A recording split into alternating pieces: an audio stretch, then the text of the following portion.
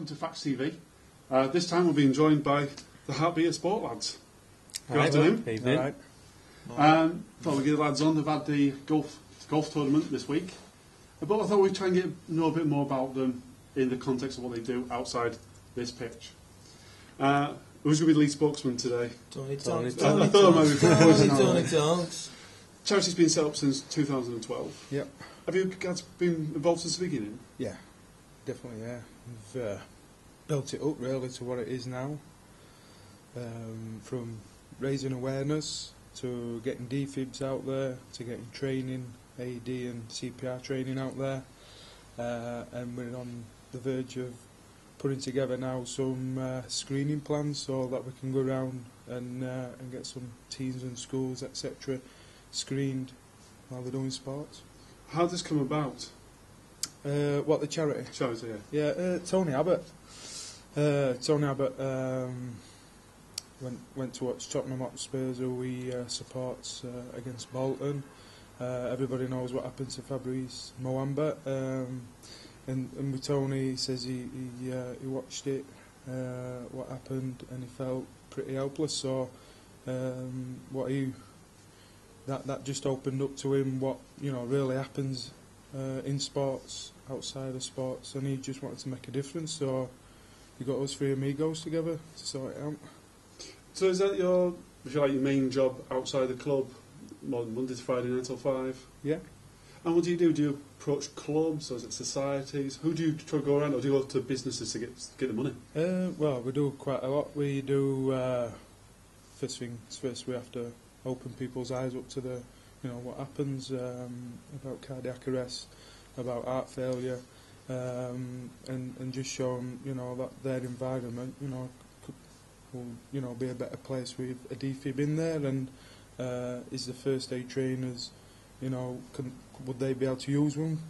So we've just got to ask these sort of questions to them, make them think about having one of these defibrillators in their environments, because a lot of people turn around and says, oh, we'll just wait for ambulance to come, but the biggest thing about cardiac arrest is that you've got a 10-minute time scale to treat somebody, because for every minute what goes by, 10% of the chance of this person making it, it takes away. We just need to drive out there as much as we can about how we're going about things. I'm going to pass it to all these two talking. Go on, Adam. Was it a bigger challenge than you thought? How did you learn to know about this stuff, if you like? It's happened to me on a personal level. I've spoke about it before a few times.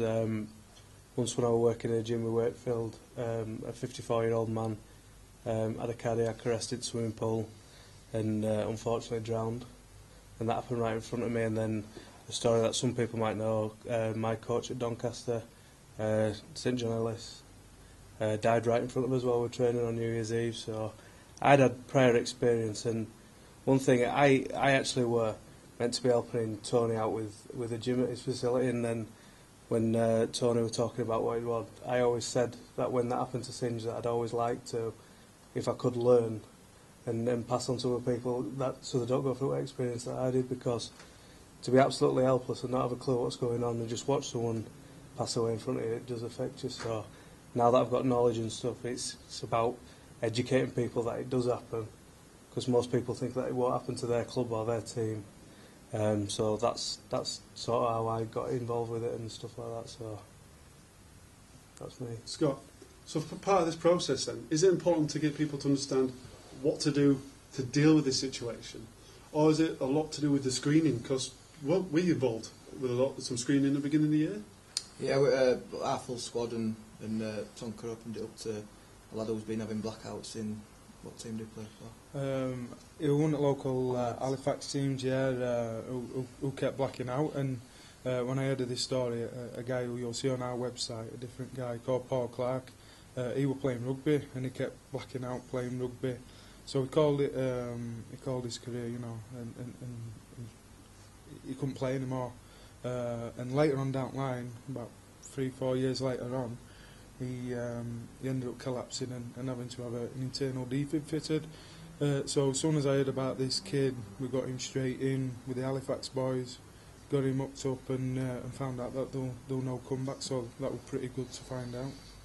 It's possible as well, isn't it, with our own Ricky Sharif, that he came across a small hole in his heart, wasn't it? But it didn't actually make a difference. It just meant his recovery would be a lot slower after playing rugby, for example. Yeah, Ricky's been screened before, and he said before we got screened that he got it picked up at Newcastle, and there were no major effects for that. But yes, it's good to know if there's anything wrong, and you can deal with it if needs be. At the moment on your website, it mainly seems to be rugby clubs. Is it because you guys are more running about because of your physical size? Or is it's a case of it doesn't matter what sport you're in? It don't matter. It don't really matter what sport you're in. You know, any active sports. You know, it's important that you get this screening and you have a defibrillator around there. We've just finished sorting Batley cricket club out with a defibrillator. And we're in process now of doing the training with them, and the next step with them probably will be to try and talk them into getting their team screened as well.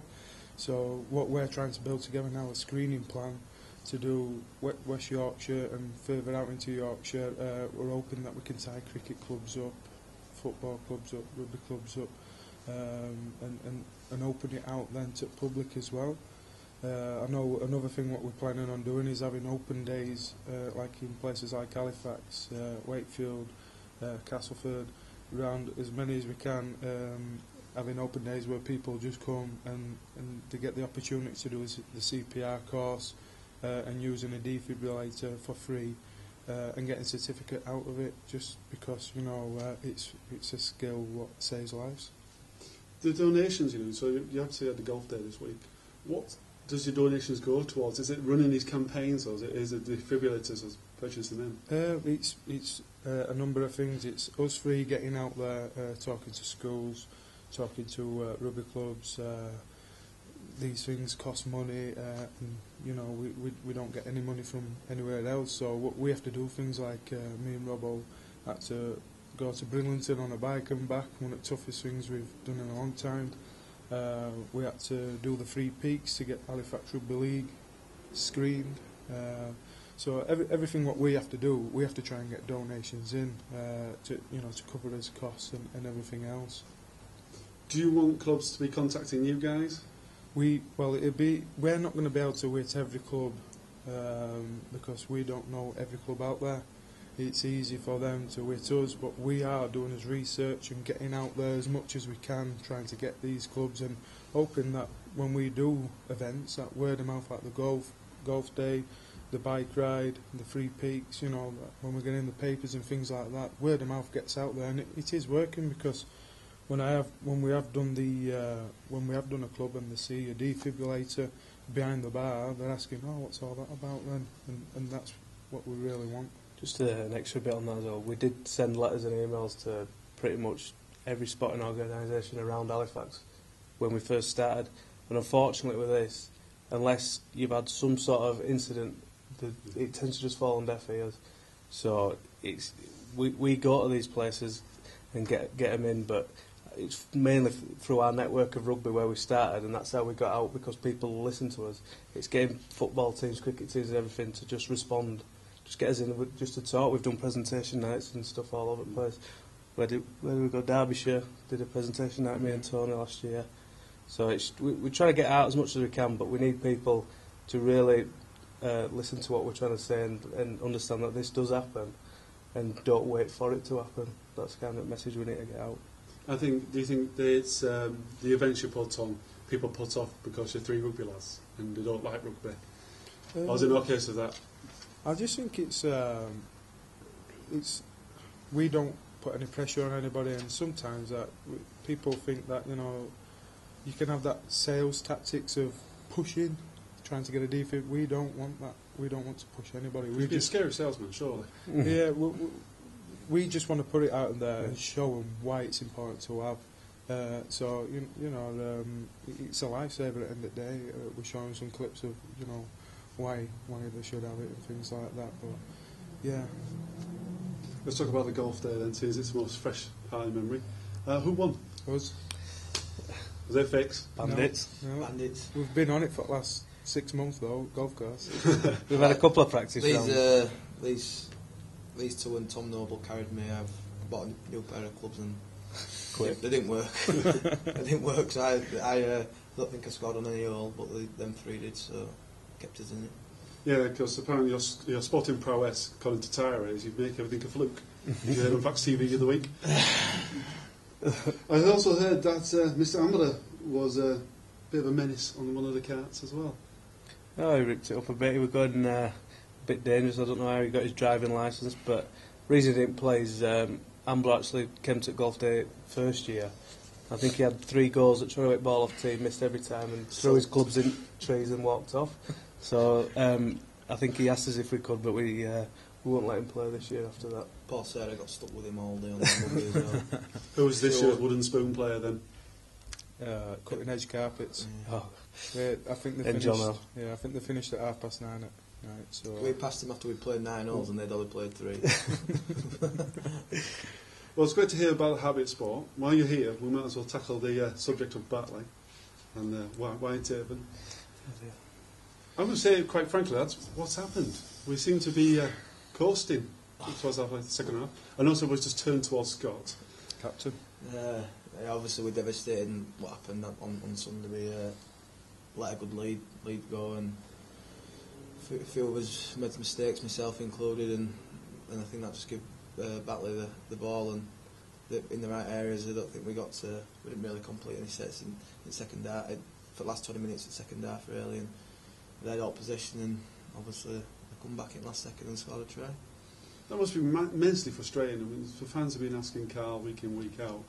We keep on getting this last little stint towards the end. From a player's perspective, what can you do to change this? I don't think it's lack of effort, it's just concentration and knowing time at game and what score it is and stuff like that. So it's nothing the coaches can do, it's just down to the players and I think as well as that we've just had 2 or 3 games where we've sat a few points on teams. So when we were 22-10 up, we wanted to carry on playing. We got us confidence up and things. Then when we started putting ball down and getting a penalty away, we just got a bit frustrated, and it's hard to grab it back when you've been playing so well in the last few games to carry on and kick on. So yeah, we was felt looking like a back. loss, didn't it? Really? Yeah, It felt like a loss because we've obviously got 2 points, but obviously we've got it because how the game happened. Do you guys get tempted to look at the league table? I think you've got to look at it, haven't you? You've got to look at where you are, but we're still in there.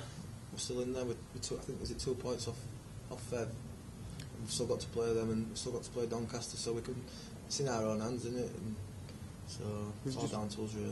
Every game that comes by, we've just got to prepare for it and look at the game what's coming and not what's coming after.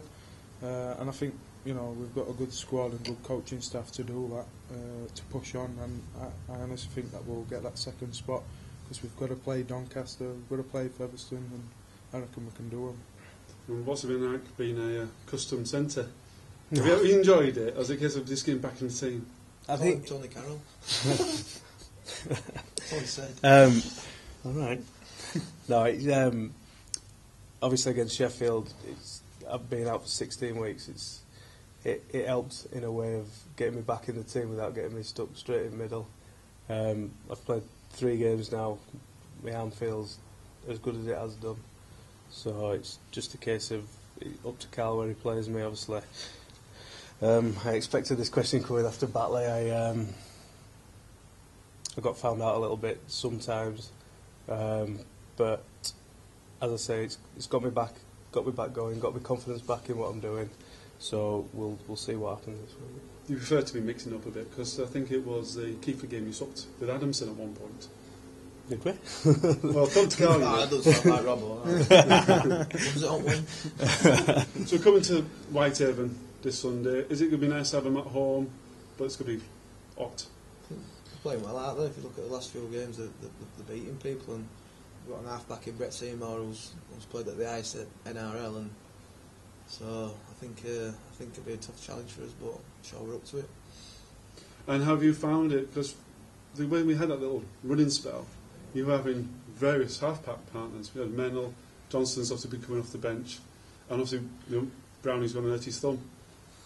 Is that a pain in the backside for you to gain your own momentum? I don't think it's really. They're all quality players, aren't they? And obviously they get put in that position because they can do that job. So it's nice to get combinations with players, but when if a new player comes in, they're more than willing to do that job. Go on, Nick on the line. Which one would you prefer? Me, Adam Robinson. Me too. So for the Whitehaven game, Robert's going to be playing number 7. All wing. Well, his best kicker. All wing. And all wing. Best kicker, best Andy Gould. Well, Tara thinks probably kick better than you anyway. So, well, thank you very much, lads. It's been a pleasure to have you on Fax TV. So, breaking news at the end of this quick Fax TV with the Heartbeat Sport lads. Very importantly, Steve Tyrer has signed a new contract. He's going to be with us till the end of 2015, and he's also got an option for 2016. And I'm sure you all would agree, Steve's been playing very, very well, and we're looking forward to seeing him back from injury. Thank you very much. See you next week.